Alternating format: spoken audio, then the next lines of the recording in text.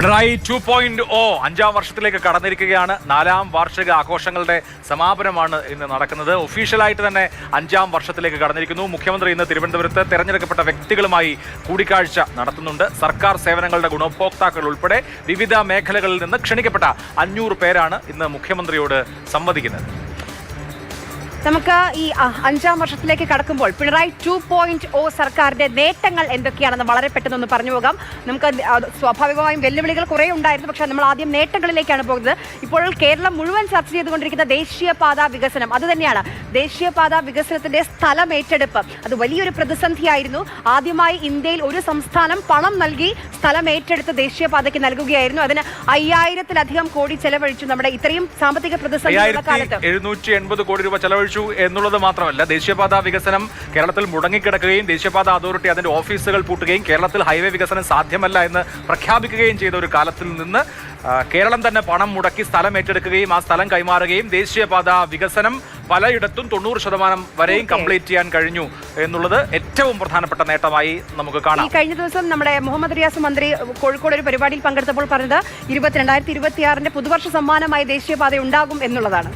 അതുപോലെ തന്നെയാണ് കൊച്ചി മെട്രോയുടെയും കണ്ണൂർ വിമാനത്താവളത്തിന്റെയും കാര്യം. അത് 1ാം പിണറായി സർക്കാരിന്റെ നേട്ടമായിട്ടാണ് നമ്മൾ അതിനെ കാണേണ്ടത്. പക്ഷേ കഴിഞ്ഞ സർക്കാരിന്റെ കാലത്ത്, ഉമ്മൻചാണ്ടി സർക്കാരിന്റെ കാലത്ത് തുടങ്ങി അതിന്റെ പൂർണ്ണതയിലെത്തിച്ച പദ്ധതികളാണ്. ഗെയിൽ പൈപ്പ് ലൈൻ പദ്ധതിയാണ് 1ാം പിണറായി സർക്കാരിനെ സംബന്ധിക്കുന്ന ഏറ്റവും പ്രധാനപ്പെട്ട പദ്ധതിയാവുന്നത്. ഈ പറഞ്ഞതുപോലെ ഗെയിൽ പൈപ്പ് ലൈൻ പദ്ധതിയും നടക്കില്ല എന്ന് കരുതിയ ഘട്ടമുണ്ടായിരുന്നു. പക്ഷേ ഗെയിൽ പൈപ്പ് ലൈൻ പദ്ധതി വിജയകരമായി പൂർത്തിയാക്കാൻ പിണറായി സർക്കാരിന് കഴിഞ്ഞു. നമ്മൾ പിണറായി 2 സർക്കാരുകളെയും കൂടി 10 വർഷത്തെ എടുത്തു കഴിഞ്ഞാൽ ഗെയിൽ പൈപ്പ് ലൈൻ പദ്ധതിയും നേട്ടമാണ്. അതും 1ാം പിണറായി സർക്കാരിന്റെ കാലത്ത് ഏറ്റവും പ്രധാനപ്പെട്ട കംപ്ലീഷനിലേക്ക് എത്തിയ പദ്ധതിയായിരുന്നു ഗെയിൽ പൈപ്പ് ലൈൻ പദ്ധതി.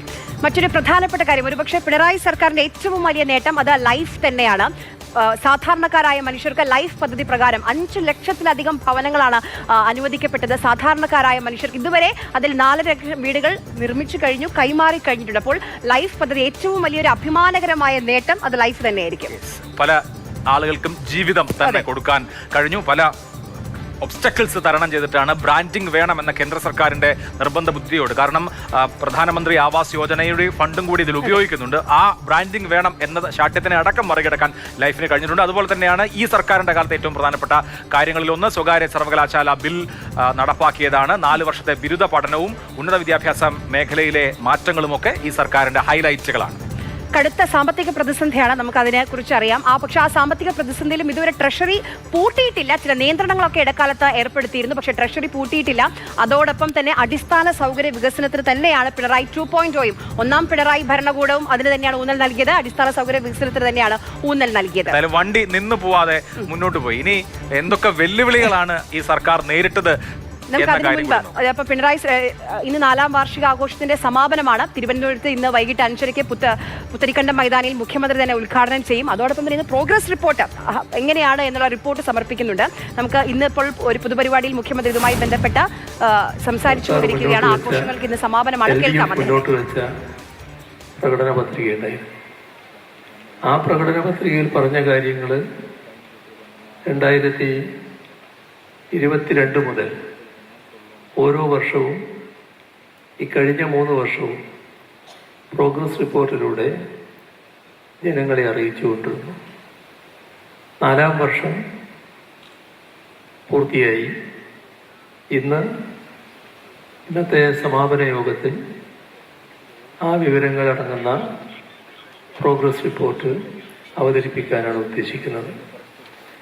ഇത് നമ്മുടെ കേരളത്തിൽ പുതുമയാണ് എന്ന് മാത്രമല്ല, പാർലമെന്ററി ജനാധിപത്യം നിലനിൽക്കുന്ന നമ്മുടെ രാജ്യത്തെവിടെയും ഇതിനു മുൻപ് ഇത്തരമൊരു പരിപാടി ഏതെങ്കിലും സ്ഥലത്ത് നടപ്പാക്കിയതായി കേട്ടിട്ടില്ല. മാത്രമല്ല, ലോകത്ത് തന്നെ പാർലമെന്ററി ജനാധിപത്യം നിലനിൽക്കുന്നിടത്ത് എവിടെയെങ്കിലും ഇത്തരമൊരു കാര്യം നടന്നതായി നമ്മളാരും അറിഞ്ഞിട്ടുമില്ല.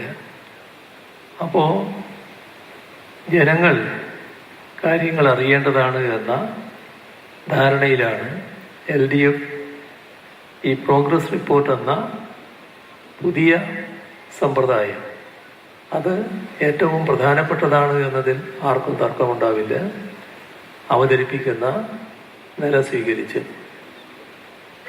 ഇവിടെ നമ്മുടെ സംസ്ഥാനത്തിൻ്റെ പ്രത്യേകത നാടിൻ്റെ ഗുണപരമായ കാര്യങ്ങൾ, നാടിൻ്റെ പുരോഗതിയുമായി ബന്ധപ്പെട്ട കാര്യങ്ങൾ, ഒട്ടേറെ മേഖലകളിൽ വരുന്ന വികസനവുമായി ബന്ധപ്പെട്ടുള്ള കാര്യങ്ങൾ, അത്തരം കാര്യങ്ങൾ നാട് വലിയ തോതിൽ അറിയാതിരിക്കണം എന്ന ഒരു നിർബന്ധം കേരളത്തിലെ ഒരു വിഭാഗത്തിന് ഉണ്ട് എന്നതാണ് നമുക്ക് കാണാൻ സാധിക്കുക. ഇതിൻ്റെ മുഖ്യമന്ത്രി പിണറായി വിജയൻ 4ാം വാർഷിക ആഘോഷങ്ങളുടെ സമാപനത്തിന്റെ ഭാഗമായി തെരഞ്ഞെടുക്കപ്പെട്ട ആളുകളോട് സംവദിക്കുകയാണ്. ആ സംവാദത്തിൽ മുഖ്യമന്ത്രി സംസാരിക്കുന്നതാണ് കേട്ടത്. ആര്യ, നമ്മൾ നേരത്തെ പിണറായി വിജയൻ സർക്കാരിന്റെ നേട്ടങ്ങളെ കുറിച്ച് പറഞ്ഞു. പിണറായി വിജയൻ സർക്കാർ നേരിട്ട വെല്ലുവിളികൾ എന്തൊക്കെ എന്നുള്ളതും നമുക്ക് കൃത്യമായി ചർച്ച ചെയ്തു പോകേണ്ടതാണ്. സംസ്ഥാനത്ത് ലഹരി മാഫിയ സംഘങ്ങൾ പിടിമുറുക്കുന്നു. മയക്കുമരുന്ന് കേസുകൾ, NDPS കേസുകൾ 6 ഇരട്ടി വർദ്ധിച്ച കാലഘട്ടമാണ് ഇത്. അതേസമയം തന്നെ ആഭ്യന്തര വകുപ്പ് കൂടി കൈകാര്യം ചെയ്യുന്നത് മുഖ്യമന്ത്രിയാണ്. ആഭ്യന്തര വകുപ്പിന്റെ വീഴ്ചകൾ നിരന്തരമായ ചർച്ചകൾക്ക് വിധേയമാവുന്നു. കഴിഞ്ഞ ദിവസം പോലും നമുക്ക് ബിന്ദു നമ്മുടെ മുന്നിൽ തന്നെയുണ്ട്. അപ്പോൾ ബിന്ദുവിന് ഇപ്പോഴും നീതി ലഭിച്ചോ എന്ന് ചോദിച്ചാൽ ഇല്ല.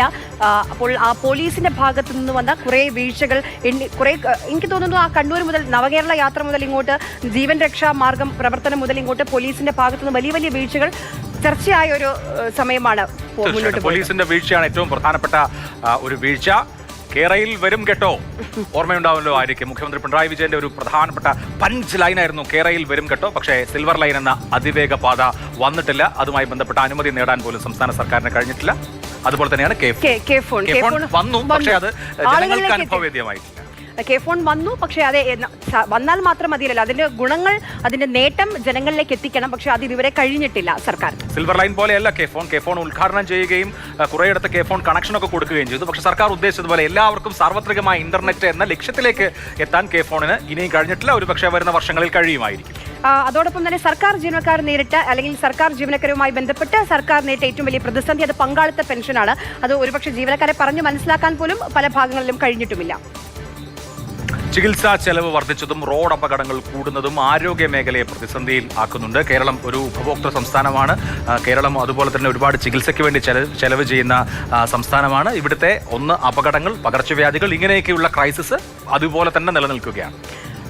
അതോടൊപ്പം സമ്പന്നർക്ക് ആനുകൂല്യങ്ങൾ ലഭിക്കുന്നുണ്ട്, ബജറ്റിലൊക്കെ ഇളവുകൾ ലഭിക്കുന്നുണ്ട്. പക്ഷെ പാവപ്പെട്ടവരുടെ കാര്യത്തിൽ അവർക്ക് ക്ഷേമ പെൻഷൻ മുടങ്ങുന്നു എന്നുള്ളതാണ്. ക്ഷേമ പെൻഷന്റെ ഗഡുവൊക്കെ പലതവണ മുടങ്ങിയിട്ടുണ്ട്. ഇത്തവണയും ഇതുവരെ ലഭിച്ചിട്ടില്ല 3-4 മാസത്തെ ക്ഷേമ പെൻഷൻ. എത്രയും പെട്ടെന്ന് നൽകുമെന്ന് ധനമന്ത്രി പറയുന്നുണ്ട്. സാമ്പത്തിക പ്രതിസന്ധി തന്നെയാണ് വെല്ലുവിളിയായി നിലനിൽക്കുന്നത്. അപ്പോൾ ഇത്തരം കാര്യങ്ങളൊക്കെ, അതായത് കൃത്യമായി കഴിഞ്ഞ 1ാം പിണറായി സർക്കാരിൻ്റെതുപോലെ കൃത്യമായി എല്ലാ മാസവും ക്ഷേമ പെൻഷനുകൾ കൊടുക്കാൻ കഴിയാത്തത്, ക്ഷേമ പെൻഷനുകൾ കുടിശ്ശികയാകുന്നത്, സപ്ലൈകോയിൽ പലപ്പോഴും സാധനങ്ങൾ കിട്ടാതെ വരുന്നത്, വിവിധ ക്ഷേമനിധി പെൻഷനുകൾ മുടങ്ങിക്കിടക്കുന്നത്, സർക്കാരിന്റെ വിവിധ ഗ്രാന്റുകളും ധനസഹായങ്ങളും മുടങ്ങുന്നത്, വിദ്യാഭ്യാസ ഗ്രാന്റുകൾ വെട്ടിക്കുറയ്ക്കുന്നത് അടക്കം സാമ്പത്തിക പ്രതിസന്ധി മൂലം ഉണ്ടാവുന്ന വലിയ പ്രശ്നങ്ങൾ അവിടെ ബാക്കി നിൽക്കും. പക്ഷേ ഈ വെല്ലുവിളികളൊക്കെ തുടരുമ്പോഴും ഉറപ്പിച്ച ഇടതുപക്ഷം പറയുന്നുണ്ട്, തുടരും ഞങ്ങളെന്ന്.